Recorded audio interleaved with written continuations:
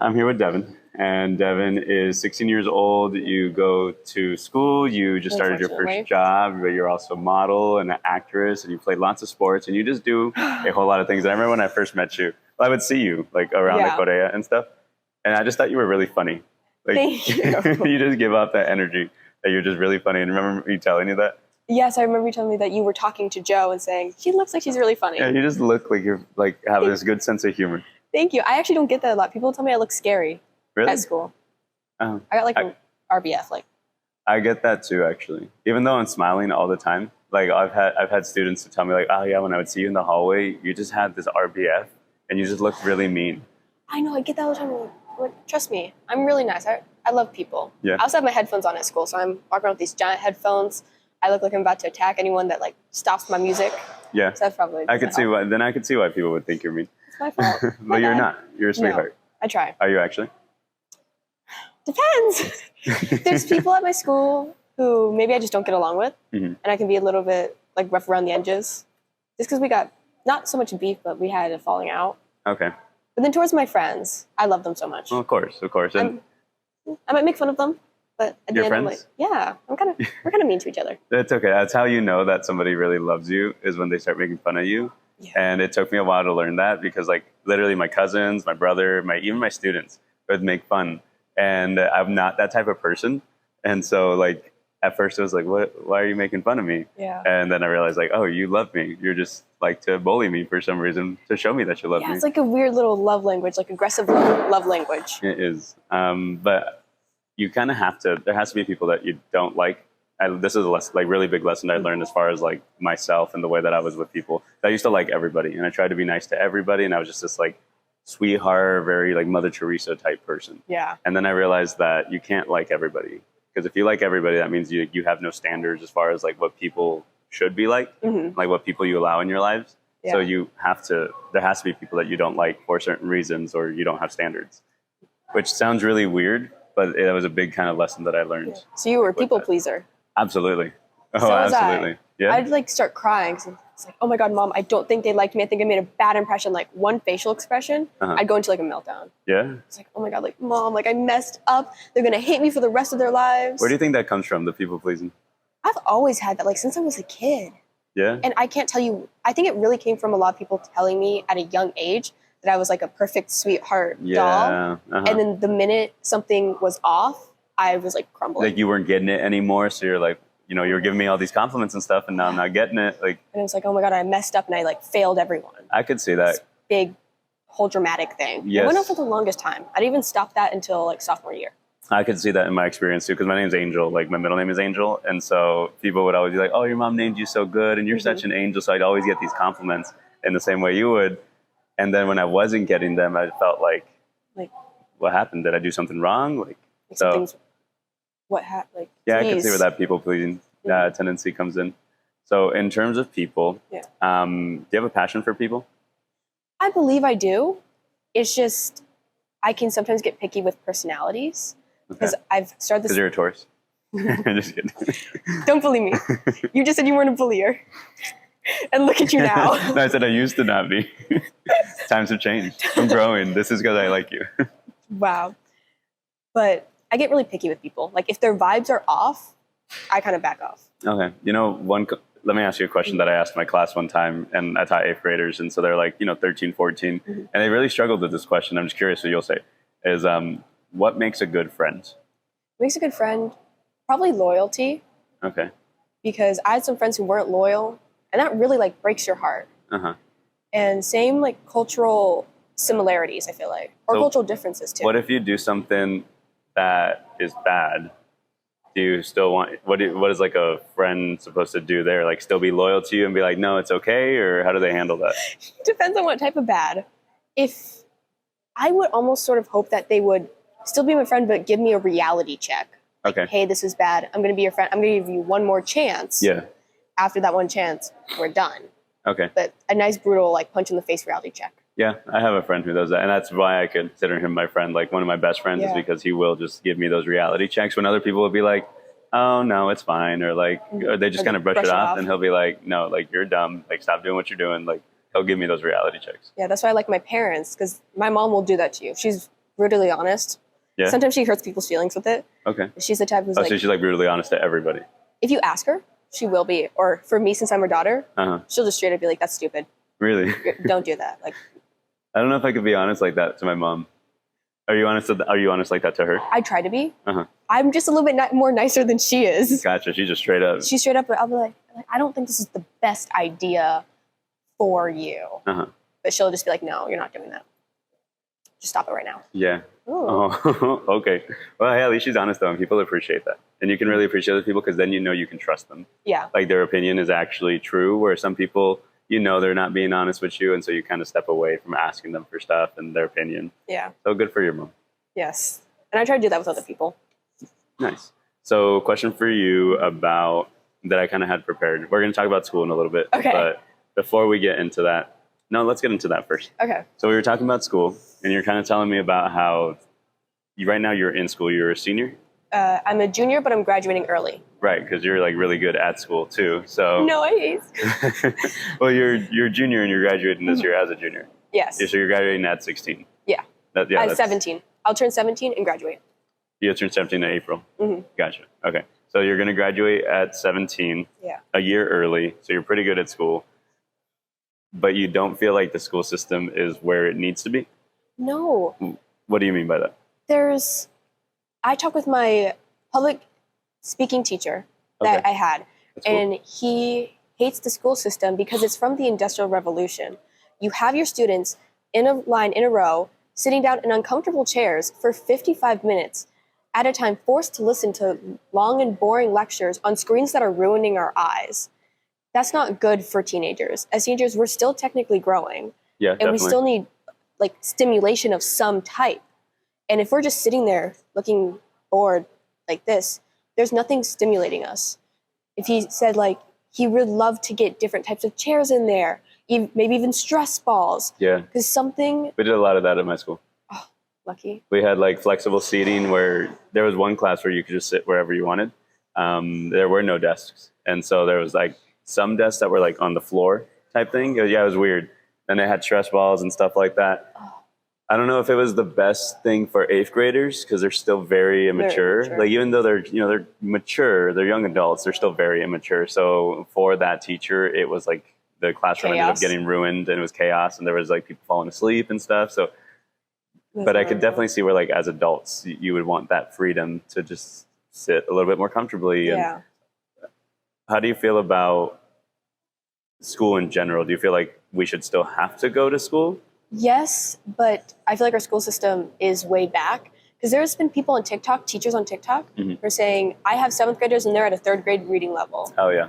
I had it, 8th graders at 3rd grade math levels, 4th grade math levels, and it's hard, like, because you still have to teach them as a teacher, like to the group at an 8th grade standard. That was something that we heard all the time, and I felt terrible for my students because they're coming in before me, right? I wasn't their teacher then. They're coming in before me with these 3rd, 4th grade standard that they're at, and I have to teach them 8th grade. That's like taking somebody to the gym who can lift 10 pounds and asking them to lift 40.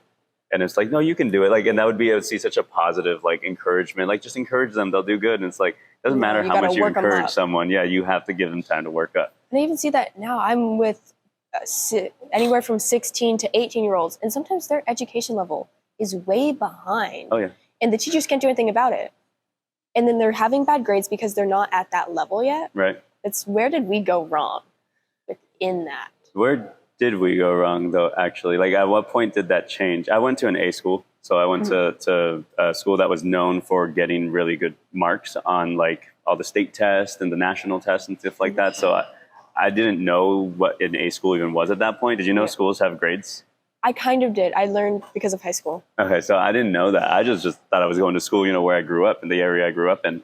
So I went to this school, and then later that I grew up, I realized, like, oh, I got really lucky, I guess, to be in that school. Because when I went to college was a piece of cake. Like, I just knew everything because my teachers, like, held me to accountability. And I think that's where we went wrong. Yeah. Accountability.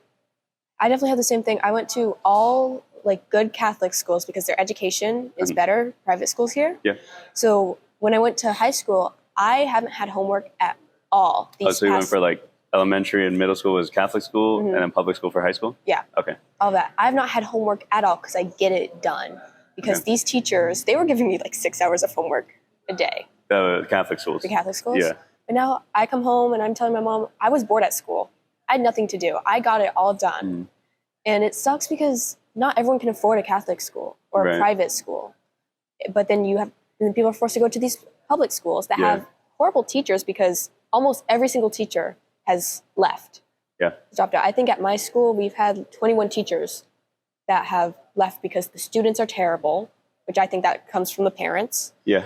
The pay is horrible, and it's no longer rewarding to be a teacher. Right. It's not. And I would see teachers just, when I left that year at school, the whole 8th grade math department had left. Like me and 4 other teachers, not for any reason that we like hated the school or anything like that. We just saw better opportunities elsewhere. Yeah. Because it was just, even though you love your students and you really fall in love with your students as a teacher, like that's what keeps you there. But at the same time, like you eventually want to start your own family, so you need to get paid more. Yeah. Like it does get frustrating when the kids don't respect you. Luckily, my kids always respected me, but I would hear these stories, and man, it was bad. It is. And it's real bad. I do think that falls back on the parents.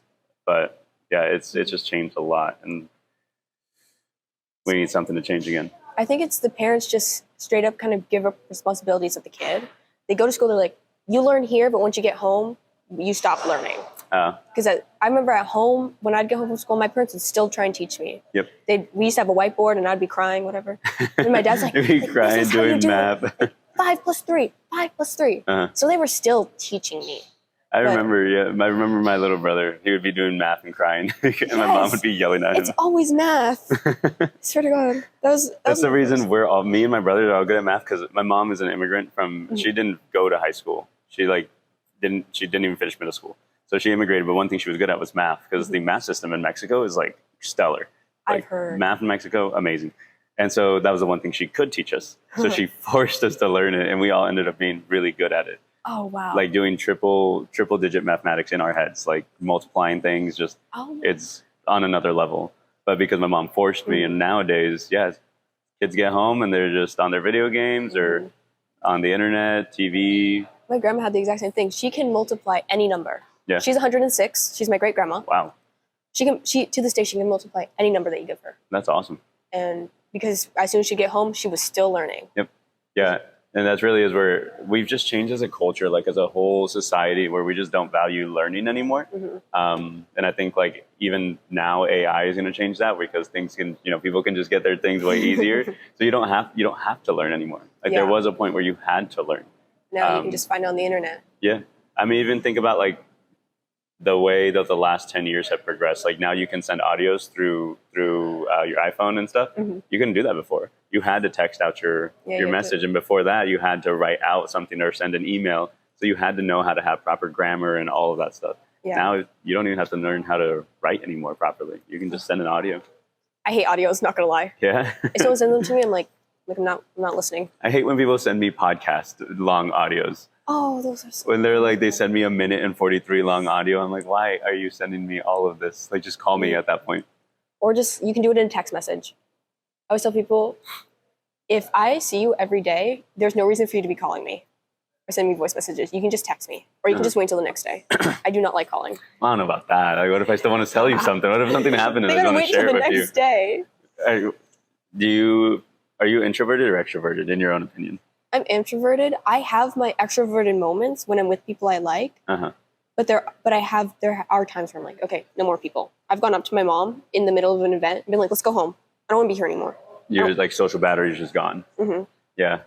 My social battery is either at an all-time high or at an all-time low. There's like no in between. Do you enjoy? So I'm extroverted for sure. Yeah. Do you enjoy being introverted? Yeah. It definitely has its perks because I get to have moments to myself, and that allows me to do a lot of self-care. Okay. To get my social battery back up. Okay. But then sometimes it sucks because there'll be days where I don't talk to anyone for months. For months. Like texting, no, messaging, no. But you are happy with that. Yeah, I can be. But sometimes it's like, I'll just stand there and I'll see like a scroll on TikTok and I'll see a video of like all these friends hanging out and I'm like, I wish I had a little more of that. Yeah. See, because that's so extroverts, I feel like, look at introverts, and I'm sure introverts look back at us and we're like, you should be more like this. Yeah. Like introverts are probably more like to the extroverts, like you should calm down a little and just be a little bit more introverted. And we look at introverts and are like, you should like, come to this party, like come hang out. So that's why I asked, like, are you happy as an introvert? Because I feel like I'm happy as an extrovert. Yeah, I can be happy, but there's still times. But I will go out. I went to a party one time it got raided by the cops. That's a whole nother thing. Oh, fun. It was my first ever party too. And it got raided?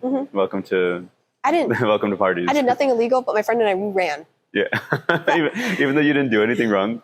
Because they were going to harass us like all night. My parents were like, oh, good thing you got out. Because even if you guys did nothing illegal, they would have stood there and started yelling at you guys. Like, try to get like something out of you. Yeah, try to stand there and like not make us go to another party. Gotcha. And have you ever heard the thing where if you see black people running, you run too? I've heard that phrase, yes. There was a group of black people running. We didn't know what happened. A group of black people running, and one of them said, let's get out of here. My friend and I were like, let's go. Like, they're running, we're running. Yeah. So. No, I'm definitely the type, I just stay there. Just like, because if I didn't do anything wrong, like I'm just like, well, just, talk to me. And then like, all right, peace. Oh my God. I've had several parties that like was raided and I just stay and I'm kind of chismoso. So I'm kind of just like, what's going on? Get the cheese me? Get the cheese me. That's crazy. So one of the questions I had prepared for you is who's somebody that you look up to? My mom. I love my mom. I had a feeling you were going to say that. What is it about your mom that you would like for yourself to be like? She's very hardworking and she won't give up. It's almost like scary. She used to tell me in her day, if she went out partying and was drinking, she still went to work the next day. She would not call out at all. She rarely ever calls out. Ever. And she's constantly working and constantly trying to improve herself. Awesome. Too. And I'm like, dang. And she went through a lot of hardships. Growing up, and she was able to get past them. And became really successful. And she's one of the most successful women. That's awesome. Good for her. Okay. Well, I hope she sees this. Yeah. Hi, Mom. Love you, Mom. That's awesome. I like that a lot. My parents also incredibly hardworking, and my mom's the same way. Never calls out sick, so she'll go to work like super sick. And so for that same reason, like when I get sick, I still go to work. You really become your parents. My mom one time threw up, and I had a commercial to go to. She's feeling super sick, threw up, and still took me. Wow. I hadn't gotten my license yet. We were in the car. She opens the door, throws up, and was like, okay, let's go. Really? I'm like, go to bed. Yeah, she's a savage. That's crazy. And she stayed there the entire day with me at this GCU commercial shoot. I saw that. That's cool. I'm in a GCU commercial also last year, for literally a split second. It was nothing like yours where you did your whole thing. Yeah. Mine's literally a split second. I'll show it to you later. It was from my graduation. So it actually ended up being a really cool, being able to look back at that 1 second. You graduated from GCU? What you made? I did 3. So I have 3 bachelors: biology, psychology, and education. So I did pre-med and then psychology double major, and then afterwards I got my education. That's where I became a teacher. That's really cool. Yeah, I did a lot of schooling. Schooling is something that I'm really good at. I'm just a nerd. I told you I didn't do any sports or anything like that. I just worked and school. And then I was top of my class for a lot of my classes, Wow. Did it pay off? Not really in the sense that I don't use most of my degrees now, but it paid off in that you don't really know what you're going to use later in life. And that's where I think we don't value learning anymore. Yeah. I value learning everything. If you had, I was learning how to hang pictures the other day, which sounds silly. I didn't even know there was a whole method to it. There is. But as I learn, I'm like, I might need this one day. Yeah. It might be 10 years from now. It might be, 50 years from now, but I might need this one day. And I think we don't value that anymore. I feel like people are just chasing kind of the excitement and what makes them happy. And it's sometimes it's okay to slow down and just learn. Yeah. Be in the moment. Because right now I'm learning something about you. This is literally me learning right now. Okay. So one of the last questions. Okay. And if you want to ask me anything, feel free to. We can go over a little bit. Yeah. So one of the questions I asked you earlier was, you're 16 years old, which is really relatively young. I'm 28 now, but when I was 16, I felt like, I was old at that point. So you've lived enough life to really kind of already have an idea of what life is and kind of have an idea of what's to come for life. With the life that you've lived so far, what would you say is the most important thing that you've learned through life that you would want to leave to your loved ones? Something that I feel like I've learned that I would love to leave to my loved ones is that I love them, and I always have loved them, because we always go through a weird depression time. You and I were talking about this in the teenage years. Right. And I went through this weird emo phase where I was like, oh, like I can't stand my parents. Like I can't do this anymore. Yeah. Truth is, I love them all this time. It just took it a while to like come up to the surface. Why do you feel you had that phase? I could not. Because I see it. I would see it in my students. I think it's just a weird growing up phase, trying to figure yourself out. Okay. And this is also a time when parents have more restrictions on you too, because you're still young. Mm-hmm. They don't want you to get in any trouble, do anything bad. So it might just been, I want this freedom, but my parents are holding me back. They're horrible. And then you see like your friends doing their thing. Their parents let them do whatever they want, and so you probably feel like a little bit of like, I felt. Why can't my parents feel like that? All the time. But you still love them, even though you were acting out a little bit. Yeah. Now my family and I were like this. My mom's my best friend. My dad's my best friend. I've seen it, and it's super cute. Yeah. I think that's awesome. So I think that's a really good message that even though you were mad at them, you still love them through all that time. Yeah. There's nothing that they could do to make me like not love them. They could kill. I'm like, you go queen. You go king. Love you guys. Yes. Do you need help with that body? Like give me like 5 minutes. Let me wash my hands, and then we can do it. Let me take off my stylish clothes. Yeah. And let then me put I'll on a go. hoodie. Yeah. I think that's a really good parting message, is that no matter how much you might like be angry at someone or like mad with somebody, like if you love them, like show them that you love them. Yeah. Even if it's like, hey, I'm mad at you, but I still love you. Yeah. And that's one of the biggest regret of my life too, was how I acted. I regret it to this day. I feel horrible. Yeah. I was going to therapy for it because I remember telling my therapist, I feel horrible. You felt really guilty about it. Did you already like apologize to your parents and everything? Yeah, and I still apologize to them to this day because I just feel like. Well, we're only human. Yeah, it was like the most horrible time of my life because I think I took my parents for granted. And we do that sometimes. Yeah, but we're only human. Yeah. So, okay. Anything else you want to talk about before we depart? What about not for your loved ones, but just for people in general? What's like a really thinking about you and your accomplishments, the things that you've done. You've modeled, you actress, you are a great academic. Thank you. What's something that you've learned? What's something that has really helped you be able to do all the things that you've done so far? Honestly, just keep going. Because there's a lot of times where something happens and you feel like you just get down. You're like, it failed. I failed. Because I've done like fashion shows and you stand there and I'm like, oh, you just like feel horrible. Yeah. You just got to get past it. Like that could have been better. Yeah. You just got to get past it because you're always getting better. You're always learning something new. Okay. Like you'll never stop learning even if you take it for granted. And just always get past it and truly keep working. Okay. Because if you want to lie down on your bed, that's when you mess up. When you take laziness over working. Gotcha. So if you could, like, when you're having those bad days, like kind of picture yourself having those bad days, what's something that if you could talk to yourself in that moment, what's something that you would say to yourself? I'd probably curse at them. Get up! Really? Yeah. That's your love language? Oh yeah, my friends. I'm sorry. I love my friends. I'd be cursing at them all the time. Yeah. Okay. Everybody has something different. Right? So for some people that really works. Like yeah, like if you curse, if I now cursed at like a younger self, because they were being lazy, it would motivate them. Yeah, I'd be like, dang, you're right. Like I gotta do something with my life. Yeah. I gotta get up and go out and do this, go out and do that, not be lazy, stay in bed all day. Yeah. Okay. Nice. So it really is different for everybody because my brother's a Marine. My little brother's a Marine. And so he gets really motivated by like that stuff. You're yelling at his face, like telling him to do stuff. Or for me, I'm a little more like, encourage me or just like remind me that it's all gonna be okay. Are you and your brother like kind of total opposites in that sense? In that sense, yes. He loves the whole like Marines and being like this tough like person type thing. I don't know where he got that. Yeah. Because we all grew up with just my mom. Like we lost our dad when we were young. And so it happens. So I grew up with my mom, so I didn't realize it until I was like older that I grew up very feminine. And so I grew up with all this like love and nurture and like kindness and stuff, which has been really great because it's helped me in so many ways. But when I don't know where my brother got this like I bully people and be tough and all this stuff. And don't get me wrong, I love being like, I guess, tough-minded, but I don't feel the need to be tough on people or like tough physically or anything like that. You would have gotten along with my brother. He grew up with just my mom too. He's my half-brother. We're 18 years apart.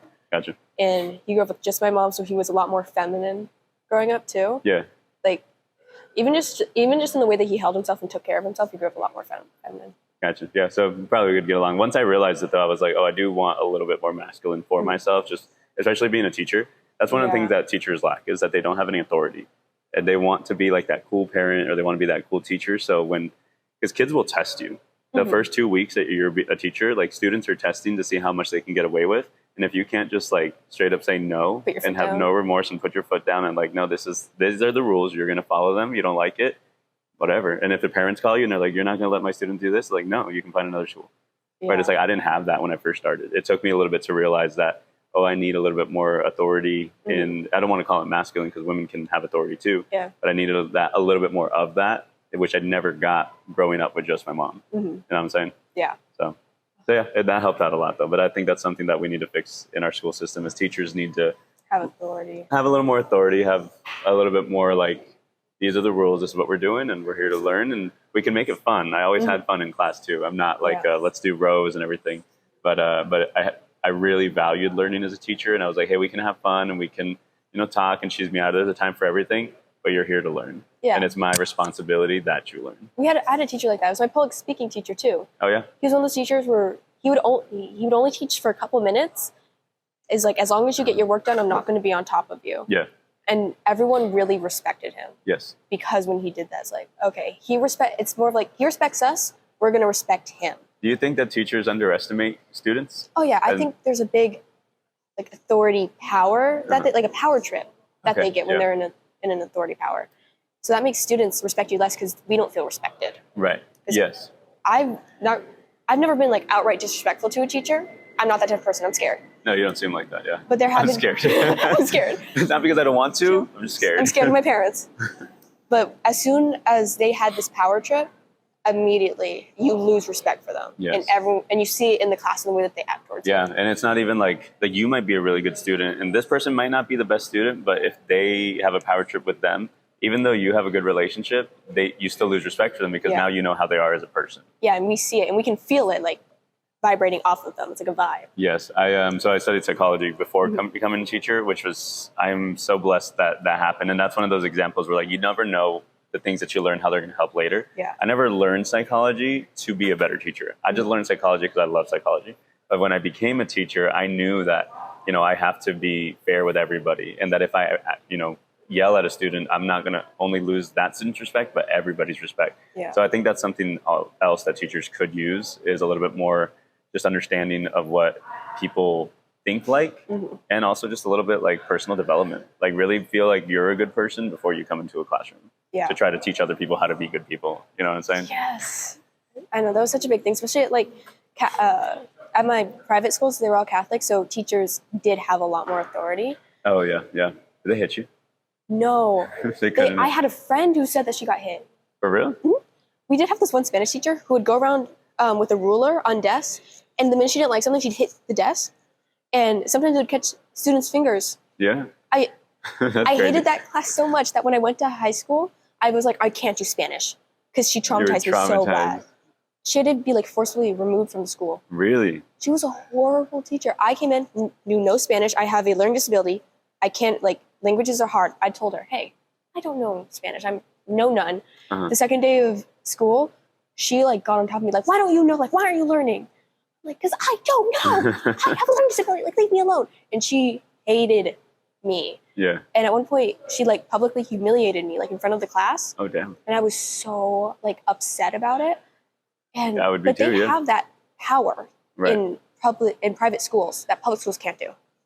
Yeah. Well, and even in public schools, they try to do it, and then it ends up ends up not working. But yeah, I can imagine private schools are a little bit more. You have no. I loved certain parts of it because it did help me academically, but truly, you don't really have a whole lot of rights. So since you've been to public and private school, which one do you like more? Public. Public school. Why? I like the freedom and the rights that I had, because at my private schools, it was only one shirt color, 2 shoe colors. You could get in trouble for basically anything. You messed up one time, and all of a sudden, all the teachers were against you. They all hated you. They use public humiliation a lot of times to make you feel bad about school. Yeah. And it's almost dehumanizing sometimes. Yeah, well, and there's definitely, I don't want to call them weird, but there's people who go to private school only or usually have this different social awareness. We'll call it that. Yes. Have a different social awareness where they just don't really know how to interact with people in the same way that people who've gone to public school typically do. Yeah, I will admit, there were some really weird people there. There's this one guy, very, very religious, nothing wrong with that. But he had like all Muslims should die type of mentality. Oh, wow. That like you should kill for Catholicism. Yeah. And that was a very strange idea. And you have people like that. Or I was baptized Lutheran, went to a Lutheran school before I went to a Catholic one. Okay. And I remember getting yelled at because I didn't know certain Catholic traditions. Yeah. Because we don't have saints. And I remember it's like, hey, I don't know saints. I don't know any other prayers. I'm okay to learn them, but it's just not my religion. I remember they were like, how do you not know this? Like, this is crazy. Like, I was like, my bad. I just got here. Yeah. Excuse me. So they can go a little crazy. And I always tell my friends, if you go to a private religious school, more than likely your kid isn't going to come out religious. There were 28 people in my class. Only 2 of those people came out religious and stayed religious. Why do you think that is? I think it's just growing up, because they can go a little crazy with their religion there. Like they make it an unattractive thing with just how much they try to like force it on people. Yeah, and stuff. They make it really unattractive. But then all my friends at my public high school all went to public schools, not religious. They stayed religious. Yeah. But everyone from my private school, they were like, no. And even people who go to private Catholic schools, high schools, even they're not religious. Yeah, because I feel like that's because it's forced on you. And that's why I asked you earlier, like, do you feel like teachers underestimate students? But not just in their ability to learn. Like, I felt like as a teacher, if I had a lesson and I had 55 minutes to teach it, I know I could teach it in 5 and let the students explore for the other time, and they could learn it on their own. And I think that's one thing that we underestimate for like students, is that you guys are so capable of learning on your own, but also if you're motivated. Yeah. Like, if you're not motivated to learn, that's where you have the students, like, you could give them that freedom, but they wouldn't do it. So it's always like, it's always something. Yeah. It also doesn't help that school starts so early in the morning. Like, why I'm waking up at 6:25. I used to wake up at 6 to be there at 7:45. There's no reason. And technically, our brains aren't even actively awake until 8 o'clock. Right. Especially in the winter, too. So then why am I from 7:45 to whatever time, like, I'm there and I'm being forced to... So I want to challenge you a little bit on this. So if you look at the students who, in all schools, all throughout the country, all throughout the world, A students, B students, C students, typically, we're talking like on average, not the outliers, but on average, A and B students tend to do better in life, quote unquote. Like, they tend to make more money, they tend to have happier relationships, they tend to live in better areas. So even though the school system is not where it really should be, like, it hasn't adapted with the times, why do you think that A and B students, people who do still do good in school, even if they don't like it, do better than everybody else? I think that's when it comes down to the family and the environment they were raised in. Okay. Because I sometimes hear the A and B students talking, and they always have like some crazy family thing going on. Like, they're like, oh, like, my parents are going to take away this, this, and this. Yeah. And it gets them, I think, into this mindset of, I have to be better. Yeah. And it goes into adulthood of, I want to please my parents. So it kind of comes back to that accountability. Yeah, and I definitely have that. Like, me and my brothers live our life for my mom. Yeah. Because she was always on us, like, growing up. And so even to this day, it's kind of like, well, we can't do things that are going to, like, disappoint her. Yeah, I'm like that too. Yeah. I really like that answer. I don't really actually know what the answer is, but I agree with you in that, those A and B students typically have parents who are holding them accountable, and it builds a discipline on them that they take into adulthood. And I will admit, it is really nice because you get ahead in life and you do a lot better. But then sometimes the kids at my school who usually C students, they're usually immigrants. Their parents are immigrants. And a lot of them times they can cheat out of their way because they're like, oh, I blocked the school's number on my parents' phone. They don't get this, they don't get that. Right. And because their parents can't see that, they don't have that same discipline. Yeah. I have a couple, like, one of my friends, she has that discipline naturally. Okay. Because she wants to please her parents. But some of them, they kind of grew up in a dysfunctional home. Okay. And they don't have that motivation to please their parents. They just want to get out of high school. And then you have the opposite, who, like, they have those dysfunctional parents, but they're just the most amazing people. And the most amazing students and human beings and kind. Yeah. And my heart goes to those kids. Oh. Yeah, they're some really nice people. Yeah. I love them. But we could talk about this all day. So let's go ahead and call it good there. Thank you for your time. I really appreciate it. This was a lovely conversation. This was fun. Cheers. Cheers.